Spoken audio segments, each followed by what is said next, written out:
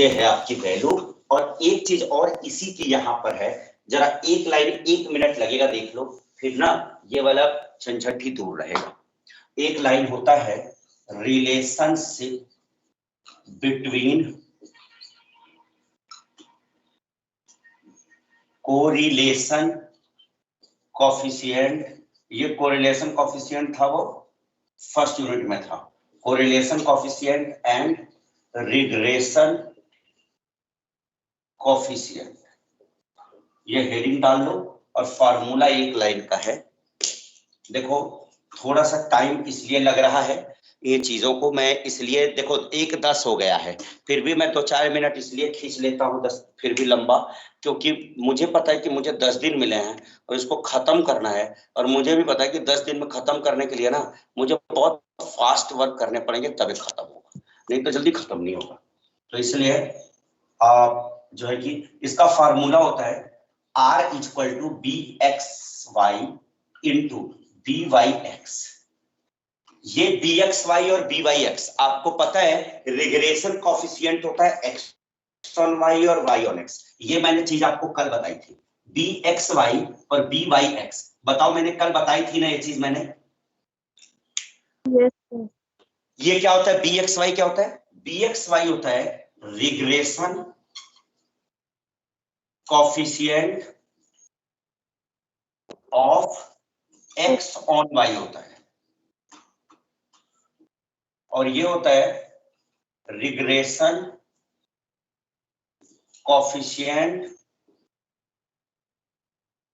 Of Y on X होता है। ठीक है, अब इन दोनों को अगर मल्टीप्लाई करके स्क्वायर रूट कर दो तो सीधे आपको कोरिलेशन कोफिशिएंट मिल जाता है। ये R है कोरिलेशन कोफिशिएंट, लिख लो आप लोग, ये कोरिलेशन कोफिशिएंट होता है। आपसे क्या होता है, कभी कभी आप क्वेश्चन जब सॉल्व करते हो तो हो सकता है स्टैंडर्ड एरर ना पूछ के आपको पूछ देता है कि आपको क्वेश्चन रिग्रेशन का दिया है और कोफिशिएंट उसका पूछ रहा है कोरिलेशन का। कई बच्चे होते हैं जो ये कहते हैं यार ये तो गलत क्वेश्चन है।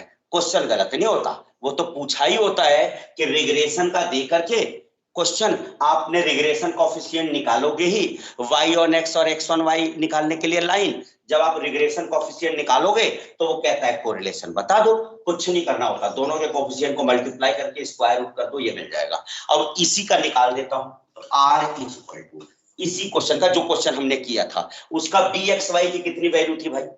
bxy की वैल्यू मुझे याद है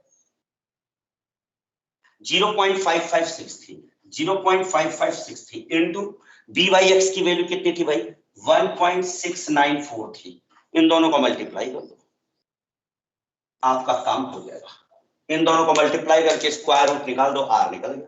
तो वो हो गया कोरिलेशन कोफिशिएंट। उसी का, उसी डेटा का मैंने इससे कोरिलेशन कोफिशिएंट निकल गया।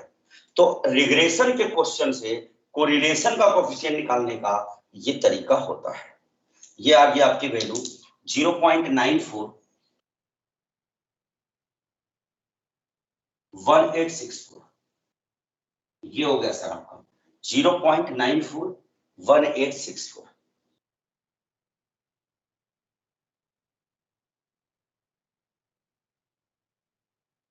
अब आप इनका स्क्वायर रूट निकाल लीजिए, 0.941864। आप लोग सुन भी रहे हैं या सिर्फ मैं ही बोल रहा हूं? सुन रहे हैं सर, सुन रहे हैं। ये आपका अप्रॉक्स में ये हो गया कोरिलेशन। सुन रहे हैं सर जी, सुन रहे हैं।